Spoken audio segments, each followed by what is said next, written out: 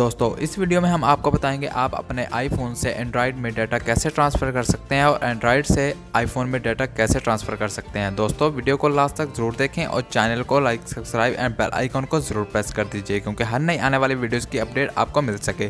चले आइए दिखाते हैं आपको मोबाइल की स्क्रीन पर।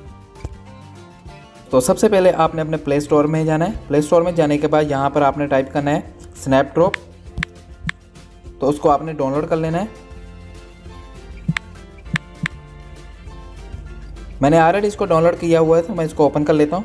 ओपन करने के बाद आपने अपने आईफोन में जाना है। आईफोन में जाने के बाद इसके ब्राउज़र को ओपन करना है और यहाँ पर आपने टेक्स्ट करना है स्नैपड्रॉप।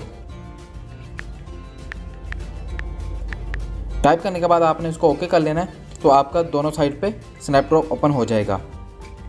तो जिस मोबाइल में से अगर आप आईफोन में से एंड्रॉयड में डाटा ट्रांसफ़र करना चाहते हैं तो आप इसमें से डिवाइस कनेक्ट करेंगे, सेलेक्ट करेंगे और आपकी गैलरी ओपन हो जाएगी। गैलरी में से जिस चीज़ को भी आप ट्रांसफ़र करना चाहते हैं उस चीज़ को सिलेक्ट करेंगे तो ऑटोमेटिकली आपके मोबाइल में ट्रांसफ़र हो जाएगी।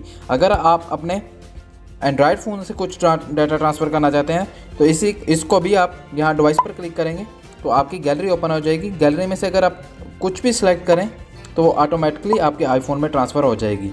तो आपके जो आईफोन से एंड्रॉयड में डाटा ट्रांसफ़र करेंगे तो ऑटोमेटिकली सेव हो जाएगा। और अगर आप एंड्रॉयड से आईफोन में डाटा ट्रांसफ़र करते हैं तो उसको आपको सेव करना पड़ेगा। यहाँ से उसको आपने सेव करके डाउनलोड कर लेना है तो वो आपकी गैलरी में मोबाइल में सेव हो जाना है। दोस्तों अगर वीडियो अच्छी लगे तो चैनल को like subscribe and bell icon को ज़रूर प्रेस कर दीजिए क्योंकि हर नई आने वाली वीडियोज़ आपको मिल सके।